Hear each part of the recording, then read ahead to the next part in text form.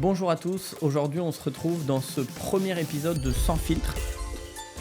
Donc c'est un nouveau format court qu'on a lancé avec donc mon pote Mika que vous avez vu dans Plein Gaz épisode 2. L'objectif de ce nouveau format, c'est de répondre à des questions plutôt simples sur le mindset, l'entrepreneuriat et puis bien sûr quelques questions fun pour nous faire rigoler. On est aussi là pour s'amuser. Donc on a pris 10 sujets. Aujourd'hui on va tourner les débuts, donc d'une manière générale. Et l'objectif, donc, c'est de se faire un peu un ping-pong où on va, chacun son tour se poser une question et répondre vraiment dans la plus grande des sincérités possibles. Moi, j'ai pas vu tes questions. Non, ouais, voilà, c'est important. On a chacun fait nos questions. C'est fait exprès ? Ouais, c'est fait exprès. Ok. C'est fait exprès, en fait. Voilà. On va vraiment découvrir l'un l'autre la question et comme ça, on est vraiment sûr d'être sur une authenticité de réponse impeccable. Et pour lancer le truc, donc, on va le dire quand même, donc, c'est un épisode qui sortira entre chaque épisode de Plein Gaz, Ok. tous les 25 du mois. Donc là, on tourne aujourd'hui le premier. J'espère que ça vous plaira. Il ne faudra pas hésiter à liker la vidéo et à la partager.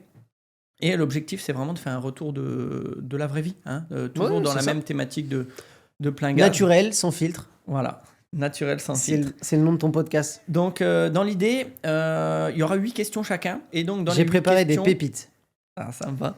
Et dans les 8 questions, il y en aura obligatoirement au minimum 4 qui auront un lien avec le mindset, l'entrepreneuriat, le business. Et après, 4 questions, comme je t'avais dit de préparer, 4 questions un peu plus aléatoires. Et donc, chaque épisode sera tourné avec Mika, parce que comme vous l'avez vu, dans encore une fois Plein Gaz épisode 2, Mika, il a une femme, il a des enfants, il a 3 entreprises, il a lancé une marque de vêtements. C'est vraiment quelqu'un qui va pouvoir apporter un retour d'expérience et une vision assez jeune, parce qu'au final, t'as quel âge déjà, Mika ? 21 ans. Et pour de vrai ? 27 ans. Ok. Mais toujours moins que toi. Ok. Ouais, j'ai 24. T'es prêt ? Sans filtre, on a dit. T'es prêt pour Ça la commence première bien. question ? Allez, vas-y, envoie ta question. Allez, moi, en première question, je vais te demander, c'est quoi la première décision professionnelle que tu as prise sans aucune compétence ? Donc, pas forcément dans ton agence auto, plus un jour, voilà, tu étais dans une boîte, peu importe laquelle, et tu as eu besoin de prendre une décision, mais une décision importante, mais vraiment sans compétence, où on va dire qu'il y avait une chance sur 2 que tu te plantes, quoi. Hein. Ok. Donc, pas agence auto, je vais dire avant, quand j'étais en STAPS, je travaillais aussi en CDI dans une boîte TEA, je sais pas si tu connais. Je connais pas du tout. C'est Parc Automobile. Et donc, Ok. en fait, j'étais responsable d'équipe où, en fait, tu conduisais, t'emmenais, tu devais connaître le parc par cœur et tu avais une liste et tu devais emmener les jockeys à tel ou tel endroit, etc. pour aller chercher les véhicules. Et là, on avait eu une grosse galère. Je crois que ça faisait une semaine que je commençais. Et donc, déjà, il fallait connaître le parc. C'était le premier point. Et deuxième point, en fait, tu arrives à l'endroit où il fallait aller chercher cette fameuse, je crois que c'était une Audi de mémoire. La voiture n'était pas là. Et tu as le client qui attend. Et en fait, l'histoire, c'est que j'ai dû me dépatouiller, aller à l'atelier et en fait, entre-temps, lui prêter un véhicule pour qu'avec sa femme et ses enfants, ils puissent faire quelque chose pendant qu'on retrouve les véhicules qui avaient juste été mal boxés, mal enregistrés, mal boxés. Et c'était une erreur humaine. En fait, une première prise de décision dans un job où à la base, on dirait que c'était pas ta mission, quoi. Mais en tout cas, tu as su rebondir et ouais. Pas du tout. Cool. Et ça s'est bien passé. Bon, ok. Il a fallu anticiper. Allez, à toi. Du coup, tu es dans le mindset là un peu. Tu peux envoyer dans l'ordre que tu veux. Il y a pas de règle. Mais c'était 4 minimum. Après, tu peux switch entre les deux. Moi, j'aimerais bien que tu me racontes, tu nous racontes. Je suis très inquiet. Ton premier job. Ok. Savoir ce que c'était. Qu'est-ce que tu gardes de positif de cette première expérience professionnelle ? Ok. Première expérience pro, on parle avec un contrat ou on parle un stage ? Avec un contrat ? Contrat. Ok, moi, à 18 ans, quand j'ai eu l'âge de travailler, j'ai pris un CDI étudiant, donc je travaillais le samedi dans un petit supermarché d'une grande marque, et donc je faisais du remplissage de rayons, je dépannais un petit peu en caisse, je faisais des livraisons drive quand les clients venaient chercher leurs commandes, je faisais les préparations aussi, et j'ai fait ça pendant, je pense, presque 2 ans, Okay. donc le samedi. Quand mes potes, façon de parler, ils allaient jouer au foot et le Au soir en cinéma. boîte de nuit, moi je bossais, je faisais 7h, midi, 14, 19h, un truc comme ça. Mais qu'est-ce que j'en ai retenu de positif? Ça m'a forgé. Déjà, ça m'a appris à être un peu caméléon, multitâche, donc à devoir m'adapter tout le temps par rapport à l'urgence. Il y a du monde en caisse, on arrête ce qu'on fait, on fonce en caisse pour enlever le flux client. Ça sonne au drive, il faut y aller. Et assez rapidement, j'ai eu des missions un peu premium, on va dire. On m'a demandé de remplacer quelqu'un, puisque j'y allais aussi du coup pendant mes vacances scolaires. Donc ça t'a plu? Ouais, ça m'a plu, puisque après, derrière, j'ai fait 8 ans de grande distribution, hein, donc ça a été un premier tremplin pour ma première expérience. Vraiment, mon premier domaine d'activité, on va dire. T'avais quel âge? J'ai attaqué à 18 ans. Avant, j'ai attaqué à 16 ans quand je faisais les vacances d'été, d'hiver. Je me rappelle, j'allais en scooter. Je partais 1 heure avant parce qu'il y avait 40 minutes de scooter au mois de décembre pour aller remplir les crevettes surgelées. C'était quelque chose. Hein. T'étais déjà froid quand t'arrivais? Ouais, j'étais déjà froid quand j'arrivais. Ok, ça te convient comme réponse ou pas? C'est plutôt pas mal. Ok. Moi, je vais te poser une question du coup, hors mindset. Si tu as eu un coup de bol dans ton début de parcours, un coup de chance, on sait que parfois c'est le travail, mais parfois il faut aussi des rencontres, des coups de chance, des choses. C'est quoi ton plus gros coup de bol qui t'a permis de peut-être qu'à jouer au fait que tu en étais là aujourd'hui? J'ai pas eu beaucoup de coups de bol. Hein. Disons que on va parler des agences auto. Pourquoi pas? L'avantage que j'ai eu sur les agences auto, c'est que du coup, quand j'ai eu l'opportunité de racheter la société, j'avais la confiance entière de la franchise. C'est peut-être, on va dire, un coup de bol. Ou en tout cas, j'avais... Pas que, mais en tout cas, ça a dû jouer. Ça a joué énormément, je pense. Mais j'ai pas eu beaucoup de coups de bol. Donc, ta question, malheureusement... Non, j'ai pas eu de coup de bol. Moi, j'ai fait très peu d'entretiens parce que j'ai eu très peu de sociétés. Allez, si, j'en ai un. J'en ai un. Coup de bol. Ah, si, il est magnifique. En fait, j'en ai un. Mais t'es pas déclaré, donc attention.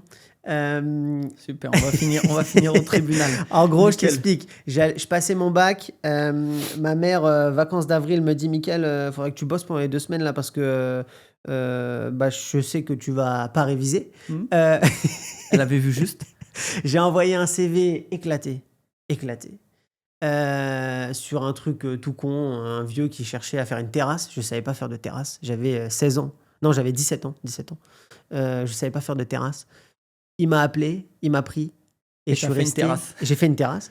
Et je suis resté 4 ans et demi à travailler avec lui. Et je travaillais le samedi, dimanche avec lui. Pour faire du multi-travaux. J'ai tout fait. Ah, c'est bien. Après, c'est bien. Donc ça, c'était un coup de bol parce que ce petit vieux m'a fait confiance. Alors, on va dire du coup, c'est pas un job, mais en tout cas, peut-être que ça t'a permis de te développer un job non déclaré. On va dire que c'était un passe-temps. Mais je t'ai payé. On va dire que c'était un passe-temps. Et du coup, mais par contre, ça t'a servi à te forger aussi, à faire accepter de faire des choses qu'on n'aime pas ou qu'on connaît pas. Peut-être se mettre un peu parfois en difficulté. Ouais, et tu disais travailler l'hiver dans le froid, c'est le cas. Nickel. Ok. Allez, go. Ça t'a plu? Ouais, ça m'a plu. Ouais, okay, j'ai rigolé en tout cas. Du coup, moi, je te mets un truc hors mindset. Tes premières folies et craquages complets. En gros, je te donne un exemple parce qu'on se connaît. T'as l'habitude d'acheter des trucs comme ça. De merde. Voilà, déjà de merde. Mais t'as l'habitude d'acheter des trucs. Sur un coup de tête. Sur un coup de tête et pour rien. Que tu vas pas utiliser. Donc, je pense que t'as des trucs. J'ai beaucoup d'exemples. Allez, vas-y. J'ai beaucoup d'exemples. Je vais t'en donner 2-3 en fonction de l'âge. Moi, j'ai toujours été quelqu'un. Tu me dis de faire un truc, je vais faire l'inverse. Typique, ma mère. C'est bien, t'écoutes les gens du coup. Voilà, ma mère m'a dit un jour c'est non, Stéphane, tu n'as pas besoin d'un ordinateur portable. Vu que je travaillais, 2 jours après, je suis rentré avec un ordinateur portable sous le bras. Je m'en suis pas servi pendant des mois puisque j'en avais pas besoin. Okay. Mais en fait, c'était, tu vois, esprit de contradiction. Ça, c'est du petit rigolo. Après, j'ai fait un gros craquage. En 2020. En fait, je suis parti aux États-Unis avec mon frère. On s'est organisé un road trip. Et j'avais une caisse à l'époque, c'était un petit Land Rover Evoque, très bien, qui suffisait largement. Je suis arrivé au State, on sort de l'aéroport, on part à pied avec les valises, premier passage clouté, des grosses caisses de partout, des Ram, des Challenger, des gros pick-up et tout. Et en fait, j'avais l'impression d'avoir une super caisse avec mon petit Evoque, que je venais de me payer en plus. Tu vois, et au final, non. Et au final, je me suis dit, mais en fait, c'est naze. Ouais. Je suis rentré et je pense que moins de 3 mois après, je me faisais livrer un Dodge Ram à la maison, que je ne pouvais pas garer dans mon garage, donc il fallait que je loue une place. Je travaillais en ville, donc impossible de me garer. J'avais tout le temps des nions dessus. J'allais tout le temps à la carrosserie pour refaire les T'avais rayures. pas vérifié la taille de ton garage? Ah ouais. Je l'ai acheté sur un coup de tête, catastrophique. Oh. Qu'est-ce que j'ai fait? Bon, l'assurance, je te fais pas de dessin. 15 litres au 100, vidange tous les 10 000. Je l'ai gardé 1 an. Je l'ai revendu. Mais là, c'était un craquage. Je tiens à dire, c'est catastrophique. Ah oui, histoire. non, mais vraiment, voilà. ne Après, partez pas avec lui en vacances du coup. Je peux t'en donner plein. J'ai acheté une PS5, j'y jouais jamais. J'ai fait ça. J'ai acheté un J'ai simulateur, fait. je l'ai mis dans le salon, je me suis fait allumer à la maison parce que j'avais un truc énorme Un qui servait à simulateur. rien. Le volant, le siège, tout, le truc Ouais, de les compète. pédales, tout le truc. Quoi. Oh, le truc, il a fini dans un placard et sur le bon coin, la PS5 avec, voilà, une catastrophe. J'ai tendance à m'enflammer de temps en temps, c'est vrai. Mais Ok. que de temps en temps. Je préfère qu'on reparte sur ma question parce que je sens que tu as décidé de m'enfoncer. Moi, je vais te demander, pour choper un deal ou un taf, donc ça peut marcher aussi pour un deal, dans une négo, dans un truc, est-ce que tu as déjà menti délibérément? J'ai déjà rajouté. T'en as fait des tonnes. J'en ai fait des tonnes. T'as arrondi. J'ai arrondi. Extrapoler les choses, on va dire. Mais non, j'ai jamais réellement, vraiment gros mensonge, tu vois, où là, on voit direct si ça passe pas. Non, j'ai juste exagéré un peu. Tu sais, des questions typiques. Est-ce que vous avez, monsieur Boulot, l'habitude de faire telle ou telle chose? Bien sûr, bah, oui, je le fais tous les jours. Alors que pas du tout. Genre monter des terrasses. Voilà, c'est ça. Mais pas du tout. Mais non, ça passe quand t'es sûr de toi. Tu sais, sûr de toi, tu bégayes pas et tu le fais comprendre. Donc ça, c'est un mauvais conseil, surtout à part produire. Si vous voulez être embauché, essayez super. de... Alors, Mais non. ça, on le vit dans notre vie de tous les jours. Parce Ah que bah des fois, tu as oui. un candidat, Ah oui. tu fais un entretien, tu te dis putain, le Il mec, est incroyable. Le mec, c'est Zidane, c'est Mbappé. Ouais. Et au bout de 2-3 mois, tu te rends compte, c'est plus Mbappé, c'est Mraté. Tu vois, il n'y a rien qui va. C'est une catastrophe. Tu vois ce que je veux dire? La blague est pas ouf, mais oui, t'aurais pu comparer à un autre joueur de foot, mais sinon après tu vas avoir des problèmes avec ton podcast. Mais oui, je suis d'accord avec toi. Mais souvent sur les profils jeunes, parce qu'ils veulent tous La place. la place qui est chère. Allez, à toi. Allez, tes débuts dans l'entrepreneuriat, vraiment entrepreneuriat, donc je sais ce que tu as. Non, tu sais pas. Parce que je vais te dire un truc que je t'ai jamais raconté. Ok. Raconte-moi le déclic que tu as eu pour te lancer. Ok. Alors, je vais faire 2 anecdotes du coup. Ok, La t'as pas première- compris le système de l'émission. C'est une question, une réponse. Il n'y a mais pas t'auras 2 plusieurs réponses anecdotes. Parce que ça peut, tu vois. Qui ça- c'est qui gère ce truc-là? C'est moi. Ah, ok. Ça c'est peut chiant. intéresser les auditeurs. La première chose, c'est que j'ai créé une micro-entreprise, j'avais 16 ans. Tu le savais ça? Ça me dit... Pour moi, tu le sais pas. Non, ça me dit rien. En fait, j'ai toujours voulu faire des choses à côté. En fait, j'ai toujours été curieux d'apprendre plein de trucs et tout. Et j'avais trouvé un filon, entre guillemets, où j'achetais des trucs sur Internet, directement en Chine. Et donc, j'avais créé un site boutique en ligne. J'avais travaillé du référencement avec... voilà, j'étais allé à la banque créer un compte pro. Et je vendais... À l'époque, il y avait une hype. Ça faisait des montres un peu carrées qui faisaient miroir. Et quand tu appuyais, ça écrivait en LED, un peu même format qu'un réveil. Ça te donnait l'heure. Je vendais des écouteurs. C'est en quelle année ça? Ah ben, j'avais 17 ans, donc vu que je te dirais pas mon âge, c'était un peu vieux. Ok. Et, mais j'en ai encore à la maison qui me reste de mon stock, je te les ramènerai. Et je veux te voir avec ça la prochaine fois sur le studio. Et donc, tu avais ça. Je vendais des câbles pour charger les iPhones de toutes les couleurs, des écouteurs Ok. de toutes les couleurs, vraiment du futile. Et Ouais. j'avais appelé ça Gadget Only. Tu vois, j'avais déjà des idées à la con, mais en tout cas des bonnes idées. Ça m'a fait une première expérience. Parce que j'ai vendu un peu, et d'ailleurs ça m'avait fait rigoler parce que j'en parlais pas de ça. Et un jour, il y a le mec qui m'employait qui m'a commandé une montre pour son fils et il savait pas que c'était moi en fait. Par contre, je faisais de la pub, du sponsoring sur les Facebook, etc. Il a vu ça et a trouvé ça rigolo. Et quand j'ai reçu le chèque à la maison, je me suis dit ah, mais en fait, c'est énorme quoi. Donc, ça, c'est ma première expérience. Et après, j'ai eu un vrai déclic. J'ai toujours voulu être entrepreneur parce que mon papa était entrepreneur dans la grande distribution. Et j'avais pour projet un jour de pourquoi pas reprendre la suite, etc. La vie a fait qu'il y a eu des choses qui se sont passées et donc ça m'a un peu coupé cette envie de rejoindre la grande distribution à ce niveau-là. Mais par contre, j'ai toujours eu des idées et j'ai toujours eu des envies. Et c'est en vendant sa voiture quand il est décédé que j'ai découvert le concept d'agence automobile. Et là, je me suis dit, en fait, dans la grande distribution, il me manque du service client, de l'accompagnement, tout ça.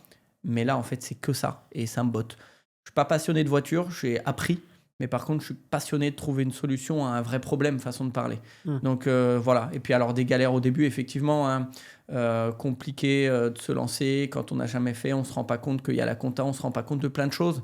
On se rend pas compte de la charge de travail derrière, des sacrifices qu'il faut faire. Souvent, on a plus une image, on l'a déjà dit, mais on a plus une image. Le mec qui réussit, du coup, il va faire des hobbies pendant que ses employés bossent pour lui. Mais c'est pas ça. C'est pas ça. Ok. Ok. Moi, je vais te demander si tu as commencé l'entrepreneuriat par envie, tu avais envie d'entreprendre, ou alors par ego, j'ai envie de prouver que je suis capable de faire des choses, ou pour l'argent. En fait, je me lance à mon compte parce que je peux gagner plus d'argent et j'ai envie de gagner plus d'argent. Ça a été quoi ta première motivation? L'envie, l'ego. Alors l'ego, pas côté négatif. Vraiment l'ego. Non, l'ego, du coup, si je dois te répondre. Ah, j'en étais sûr. L'ego, mais après, les trois sont dedans. Parce que. Alors, ça dépend ce que tu fais. Pourquoi mais l'ego? Qu'est-ce qui. L'ego, T'avais parce envie de que prouver? J'avais envie de prouver à moi-même et à tout le monde que j'étais largement capable de créer des sociétés et de les faire fonctionner. Et j'en avais marre, tu sais, de l'image du patron qui gagne des mille et des cents, mais qui... Celui que tu vois une fois par an dans le point de vente, quoi. et qui ouvre jamais ou qui est jamais là, tu vois, qui est tout le temps en vacances. Mais on en a déjà parlé, mais c'est la mauvaise image qu'on a d'un patron en France. On en a parlé la dernière fois. Ouais. Aujourd'hui, les gens ils disent les patrons, les trucs, les machins. Mais en fait, parce qu'ils ont l'image vraiment du patron de la grande multinationale, machin. Enfin, toi, t'es combien d'heures par semaine dans ton point de vente? Voilà, beaucoup. Moi, j'ouvre et je ferme quasiment tous les jours. Aujourd'hui, il y a énormément de gens comme ça. On l'a déjà dit, mais il faut arrêter de stigmatiser. Le patron, c'est un con parce qu'il prend l'oseille des salariés. Ben non, en fait, nous, les salariés, on les accompagne, on les fait grandir. Et on l'a dit la dernière fois dans Plein Gaz, épisode 2, c'est même notre fierté de faire ça, en fait. Prouver à moi-même et à la famille ce que je disais, parce que j'ai une famille, je t'en ai parlé, où personne n'a été entrepreneur. Donc, il fallait montrer la voie. Voilà, c'était plus ça. Ok. À moi. À toi, oui, à toi. J'allais te griller la place directe. Non, mais t'en fais pas. Donc, je sais que tu as souvent eu des galères et que tu en as eu des dizaines et des dizaines et des dizaines. Voilà, tu es un peu le roi des galères. Raconte-moi ta première grosse galère que tu as rencontrée en tant que patron. Ok, je l'ai tout de suite. Ça veut dire que tu t'en souviens bien? Ouais. Non, ouais. Je vends une caisse. Donc moi, l'agence automobile que j'ai, je l'ai racheté. C'est pas moi qui l'ai créé. Je l'ai racheté. En fait, j'étais parti pour créer un autre secteur. Ouais. Et le mec voulait vendre. Du coup, j'ai préféré reprendre parce que la zone géographique m'intéressait plus. Vu qu'on est en franchise, c'est des zones géographiques qu'on achète. Hein. Ouais. Bien sûr. Donc dans l'idée, je récupère son stock. Il y avait une Audi A3. Nickel, bien suivi. Deuxième main, origine France. Je la vends quasiment dans mes premiers jours. Et là, je me dis... pépite. Jackpot. Et ça a été mon premier SAV. Mon premier SAV à 11 000 euros. Voilà. Où j'ai dû batailler avec les garanties. J'ai dû batailler avec les garages parce que les garages, en fait, ils ne trouvaient pas la panne. En fait, c'était simplement une panne dans la boîte. Et ils voulaient plus y toucher. Ah non, c'est pas ça. Ils ont fait le pont. Ils ont fait plein de trucs. Le client, il a été 3-4 fois. Pourtant, il est allé chez le constructeur. Mais il ne trouvait pas. Et là, ça a été une grosse galère parce que j'ai stressé. Tu arrives avec une petite trésor, parce que dans l'agence automobile, tu ne fais pas beaucoup d'achats-ventes, surtout pas au démarrage, tu fais plutôt du mandat, de l'intermédiation, tu accompagnes, donc tu n'as pas besoin d'une trésor maximum. Donc tu arrives un peu court sur patte, et là, tu vois les factures s'enchaîner. Tu stresses vite. Tu te dis vite... je vais fermer. Tu te dis, j'espère que mes partenaires garantis vont être carrés. Parce et que... souvent, les gens pensent ça hein, quand ils ouvrent. Tu sais, souvent, ils se disent, ils stressent, ils ont peur de cette première panne ou de ce premier SAV. Mais il faut surtout s'entourer de bonnes personnes, prendre les meilleurs conseils. Ce que tu as fait, je pense. J'ai appelé la franchise, je me suis fait accompagner. On a vérifié, voilà. Et puis au final, je crois que la garantie a payé beaucoup. Ils se sont retournés contre le constructeur parce que le constructeur avait abusé dans tout ce qu'ils ont fait changer. Après, ils se sont débrouillés entre eux. Moi, le client a eu la voiture. Le client, je sais qu'il l'a toujours parce que c'est un client que je connaissais de connaissances interposées. Et je sais qu'il l'a toujours, il est plus emmerdé, donc ça, c'est important. Donc j'ai eu ça. Et la deuxième année, celle-là, elle est belle. J'ai vendu une voiture qui était reprogrammée, mais je ne le savais pas. Et du coup, l'acheteur a voulu me mettre au tribunal. Donc pareil, on a géré, mais ça fait peur quand tu as des avocats qui t'appellent, qui te mettent la pression, ça fait peur. Mais on a géré parce on était clean en fait. Hein. C'est toujours pareil. Hein. Si tu fais le con, ça te retombe dessus et tu dois assumer. Si t'es carré, c'est OK. Et là, c'était OK. Donc, mais sur le coup, le premier appel de l'avocat, tu rentres chez toi le soir, on va te dire, hein, tu serres un peu les fesses. Ouais. Tu sais T'as pas trop mangé. Ouais, non. Mais c'est là où il faut être sérieux et il faut avoir confiance en soi et en son travail. C'est comme toi, en fait. Si tu es carré dans tes process, si tu fais pas n'importe quoi, tu peux te faire rattraper parce que tu peux rater quelque chose. Mais c'est quand même moins risqué. Alors oui, ça fait peur, mais si tu es carré, voilà. Après, j'ai eu plein de galères. Hein. J'ai vendu une voiture qui avait été volée. Et au final, elle avait été volée, mais quand je l'ai vendue, elle n'était même pas déclarée volée. Elle a été déclarée volée 4 ans avant, dans un autre pays. Arrive, mais le temps que ça arrive, au final, du coup, ils ont vu que nous, on était carrés. Ils ont vu que la cliente était carrée. Non, c'est toi qui l'avais volée, je m'en souviens. Non. Si. Et j'espère que les gens vont voir. J'avais fait les fils. J'espère que les gens vont voir cette vidéo. En fait, je venais de jouer à GTA et le lendemain, dans la rue, j'ai dit, elle me plaît celle-là. Non, mais tu vois. Et au final, il y a une petite enquête de gendarmerie, mais ça a duré vraiment pas longtemps parce qu'ils ont vu que tout était carré de notre côté. Tout était carré du côté des vendeurs, du côté de l'acheteuse. Et ils ont dit, en fait, vous avez tout fait à la régulière. La voiture, elle vous appartient. On lève le vol. Fin de l'histoire. Mais ça a duré très peu de temps. T'as des gens qui sont carrés comme toi, mais qui vont aussi stresser comme toi assez facilement parce qu'il y a le petit stress. Et t'en as d'autres qui sont vachement, je dirais pas à l'écart, mais tu sais, ils prennent de la hauteur. Tu vois, comme moi, par exemple, où on est différents. Et dans ces moments-là... En fait, il faut qu'on arrive à trouver un juste milieu. Il y a des trucs, il faut avoir un peu mal au ventre. Voilà. Il y a des trucs, il faut avoir un peu mal au ventre. Et il y a des trucs, il faut réussir à prendre de la hauteur. Moi, je vais te demander une question. Dis-moi tout. Est-ce que tu te rappelles à quel âge? Je me rappelle de pas beaucoup de choses. À quel âge et qu'est-ce que c'était ta première ambition, mais une vraie ambition? Là, je te parle pas forcément lancer une entreprise, je te parle mindset. Genre, je veux faire ça et je vais me donner les moyens d'y arriver. Quel âge, pourquoi, quand? Raconte-nous. Tout petit, tout petit, 6-7 ans, je pense. Ouais, je me souviens de celle-là. J'étais au SCUF au rugby et c'était la Coupe du Monde, je pense, à ce moment-là, 2007, en France. J'avais toujours dit à mon père que je voudrais gravir les échelons, entre guillemets, essayer d'être bon dans le rugby. Donc ouais, ça c'était une ambition, mais que j'ai eu au fur et à mesure avec le sport. Ouais. Tu vois, pareil. Le sport, je voulais toujours être premier au cross. T'es allé jusqu'à où? Les crosses, tu vois. Ouais, je vois ce que c'est. Moi, les crosses, c'est le truc où je finissais en marchant.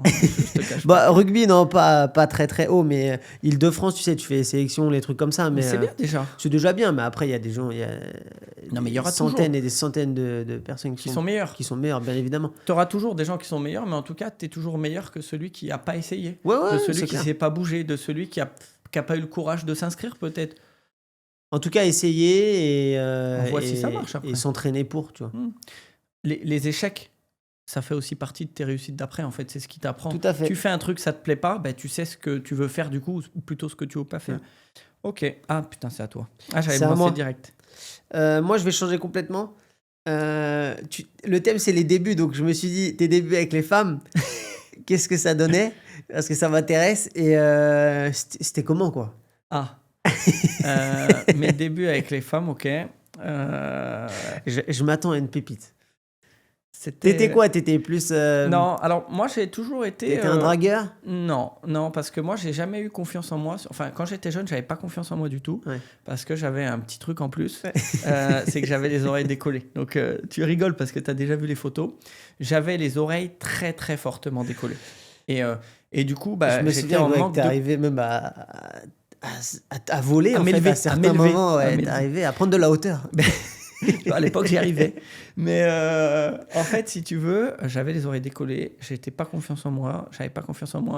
Du coup, j'étais pas bien dans ma tête. Et tu vois, du coup, j'étais pas celui qui allait draguer tout le monde. Après, j'ai toujours eu des petites copines, on va dire, mais c'était des gens... On était amis et tu vois, ça devenait plus. C'était plus dans ce style-là. Ouais. T'étais le best friend et après tu passais... Ouais, et des fois tu te faisais friendzoner aussi. Tu te dis j'y vais. Je t'aime bien, mais t'es un bon ami. Ouais, c'est ça. T'es gentil. T'es gentil. On a eu la même. Mais non, moi je répétais juste les trucs. Mytho. Et du coup, je vais te donner un exemple. J'avais une petite copine au collège. On est restés assez longtemps ensemble. Je dirais pas son nom. Ni son prénom. Et parce que je veux pas de procès. Je veux pas de procès. Non, écoute bien. Et c'est pas une blague. Ouais. On sort ensemble, ça se passe plutôt bien en tout cas à mon sens. À son sens aussi, on se voit en dehors, on fait même du sport, du badminton ensemble. Donc si elle écoute l'épisode, elle va se reconnaître. En plus, on est amis sur Facebook, donc quand elle va voir que je vais partager, elle va se reconnaître. Et tu vois, on est ensemble, tout va bien. Et du jour au lendemain, je vois qu'il y a de la distance qui se crée. Je fais la route en vélo jusqu'à chez elle pour la voir et finalement elle peut pas sortir et tout. Et au bout d'un moment, moi ça me fatigue et je décide de mettre un terme à cette relation.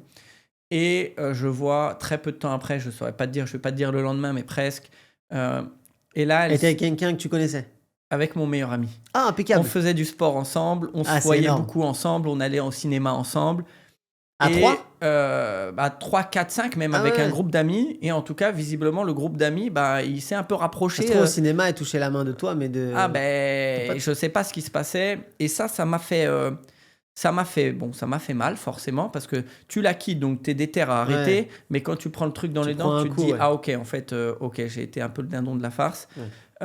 Et tu vois, je suis pas quelqu'un de violent. Je me rappelle, c'est quand je partais au lycée...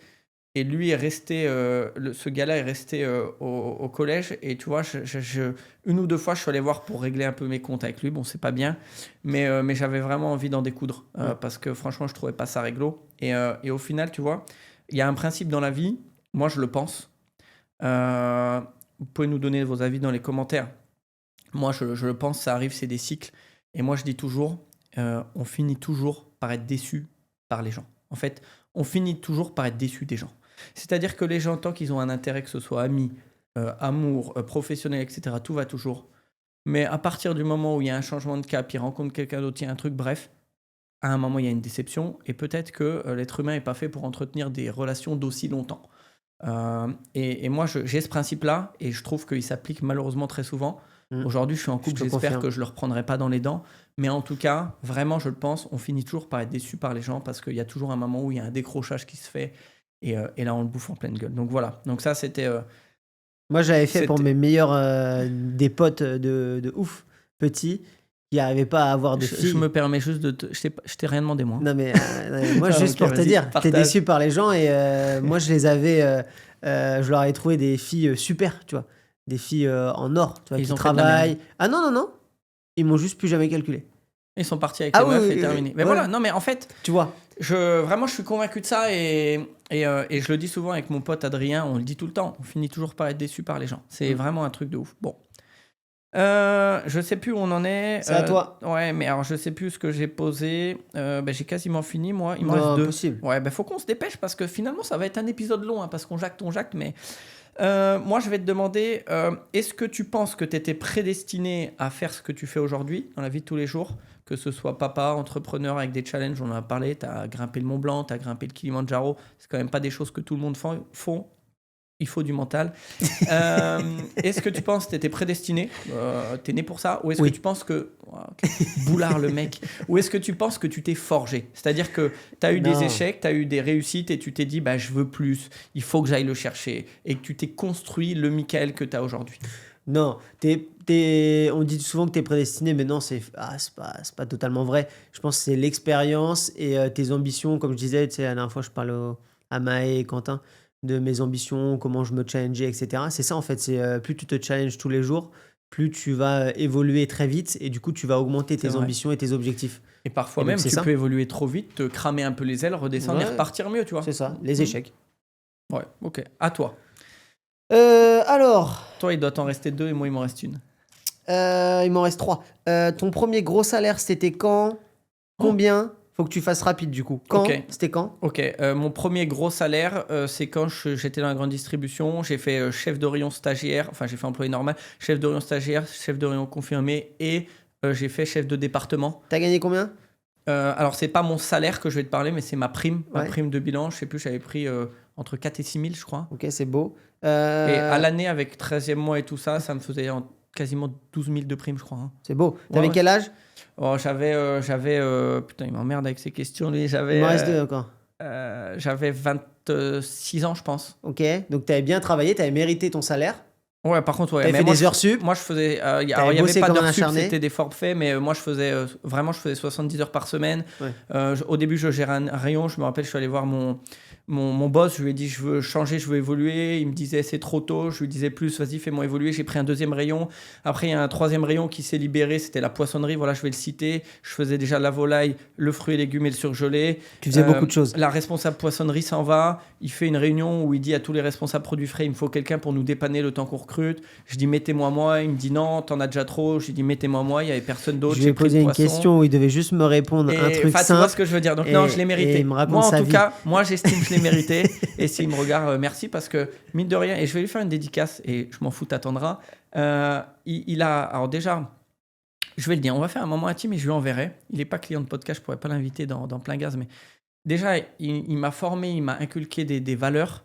Je l'ai détesté sur des points, il m'a même déjà fait pleurer, il était dur avec moi, il était dur avec tout le monde. Et aujourd'hui, par contre, si je suis aussi bon façon de parler sans me jeter des fleurs, c'est grâce à tout ce que j'ai, tous les bols de merde que j'ai mangés, on va dire. Tout ce que tu as enduré. Tout ce que j'ai enduré, mais au final, je le remercie. Ça, c'est la première chose. Et la deuxième chose, c'est comme mon papa est parti, il était là pour moi de A à Z. Et en fait, c'est pas le rôle d'un manager ou d'un directeur. On en parlait l'autre jour, mais tu vois, c'est là que quand tu donnes, tu as des managers aussi qui te tirent vers le haut. Et moi, je me rappelle tous les matins, il me faisait monter dans son bureau à 7h30 pour me demander comment j'allais. Et pourtant, on était une entreprise, il y avait bien 250 personnes dedans. Donc, tu vois, ça, on revient un peu avec le mythe du patron où tu es un numéro, tu vois. Et ça, voilà, merci. Merci Stéphane. Non, mais c'est vrai, il faut le dire. Mais c'est bien. Je lui ai déjà dit, il le sait, mais c'est important de le formaliser. À moi, purée. Du coup, tu as dit tout à l'heure que tu n'étais pas prédestiné et que tu t'es forgé. Du coup, c'était qui le Michael avant d'être toi aujourd'hui, l'adolescence, le truc? T'étais un bon gars ou t'étais un sale con? Non, j'étais un bon gars. Non, j'étais un bon gars. J'ai fait quelques bêtises, mais des petites. J'ai jamais volé des voitures comme toi, par exemple. J'ai jamais volé. J'ai volé un scooter, moi, une fois. Je le raconterai s'il faut. Et j'étais pas un bagarreur. Moi aussi, par contre, j'ai volé un scooter. Mais c'était pas en France. Donc, ça compte pas. Non, j'étais vraiment un bon gars. J'ai aidé mes parents. J'ai essayé de donner le meilleur exemple pour mes sœurs. Je travaillais à l'école. Voilà. Je faisais beaucoup de sport. Donc non, j'étais un bon gars, j'étais bien aimé en tout cas. Je prends 2 secondes le micro, je clarifie la situation. Moi, j'ai volé un scooter un jour. J'arrive sur un supermarché, le scooter n'est pas accroché, il y a la clé dessus. Je pars avec le scooter. Il m'a fallu 1 minute, franchement 1 minute pour me dire « Mais Stéphane, qu'est-ce que tu fais? C'est pas toi. » Tu dérapes. Je l'ai ramené, je l'ai remis. J'ai été rendre les clés au mec qui attendait à l'accueil du magasin que quelqu'un ramène ses clés. Et je me suis dit « Plus jamais. » Et en fait, tu vois... J'ai vu le vice 2 secondes. Je me suis dit, mais en fait, c'est facile, je vais le revendre, je vais me faire d'oseille ou je vais le garder pour moi. J'avais pas d'argent, j'étais galérien, je travaillais les vacances, enfin bref. Et en fait, je me suis dit, mais en fait, jamais de la vie. C'est pas la manière dont tu veux gagner de l'argent, c'est pas la manière, c'est niette. J'ai reposé les clés, je suis entre eux. J'ai jamais refait une bêtise grasse depuis ce jour-là. C'est bien.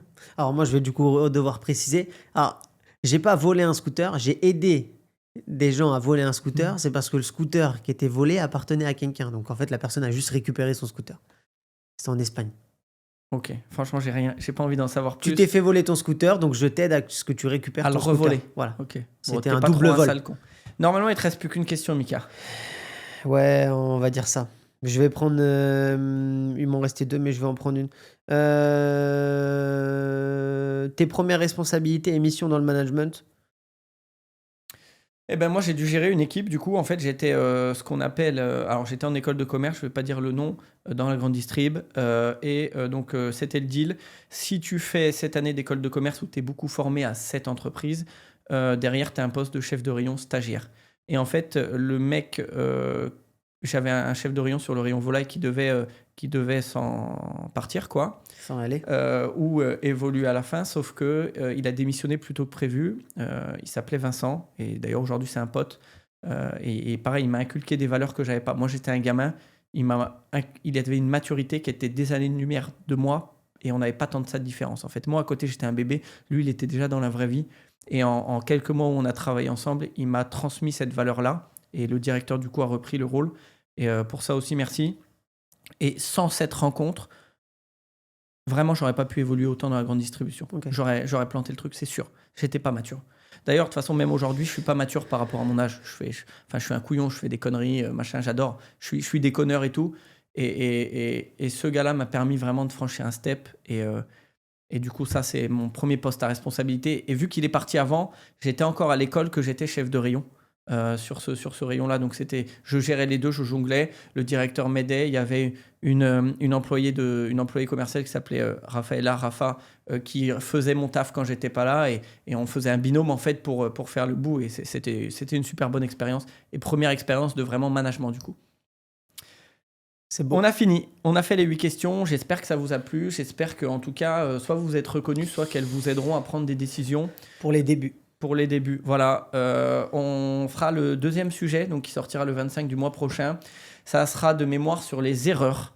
Ok, les erreurs. Les erreurs, parce qu'on a tous fait des erreurs. On espère que voilà, ça vous plaira. Entre les deux, donc, épisode de plein gaz le 10, épisode de sans filtre le 25. Et puis, n'hésitez pas à vous abonner sur YouTube. On diffuse aussi sur Spotify, sur Apple Podcast.